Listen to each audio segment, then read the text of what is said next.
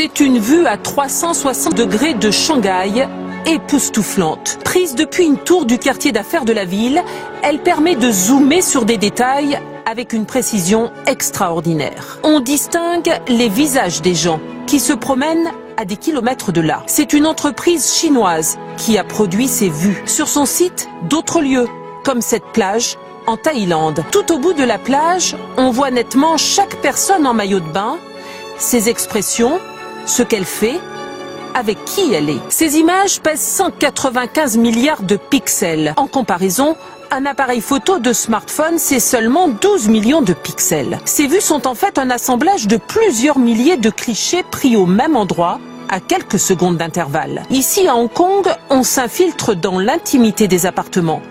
Une indiscrétion totale qui fait frémir les défenseurs de la vie privée. En Chine, plusieurs villes utilisent déjà cette technologie pour identifier et sévir contre les piétons qui traversent hors des clous. Ce n'est pas de la science-fiction, en Chine c'est une réalité. Dans les lieux publics, tout le monde est scruté. Un visage peut immédiatement être associé à une identité. Les Chinois appellent ce système l'œil céleste. Pendant que les agents de la circulation ont le dos tourné, les caméras, elles, dotées du système de reconnaissance faciale, font leur travail. Quand les gens traversent au feu rouge, on le voit tout de suite sur l'écran. Du coup, c'est la honte pour eux.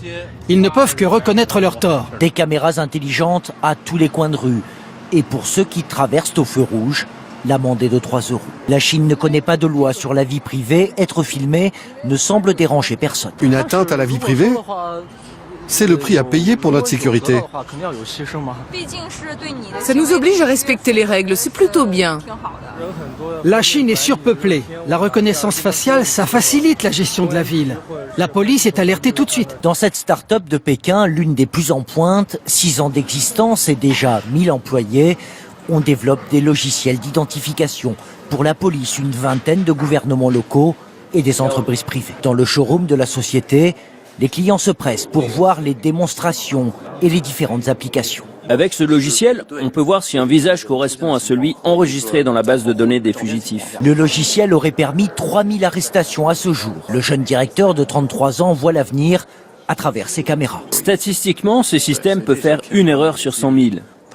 Alors qu'un être humain fait une erreur pour 1000. L'efficacité est prouvée et aujourd'hui des banques chinoises l'ont adopté. Démonstration aux distributeurs de billets. Ici, plus besoin de carte bleue, un code et un visage suffisent. Et quand on demande à la banquière si elle ne craint pas les fraudes... Vous savez, on a aussi des caméras de surveillance partout, 24 heures sur 24. La reconnaissance faciale s'est invitée dans le quotidien des Chinois, là où on ne l'attend pas forcément. Dans ces toilettes publiques, par exemple, pour limiter la consommation de papier. Ou dans les supermarchés comme celui-ci à Pékin. Plus de caisses, encore moins de caissières, mais des codes barres et une vision artificielle qui scanne les produits, les visages et débite les comptes en banque en 2 secondes à peine.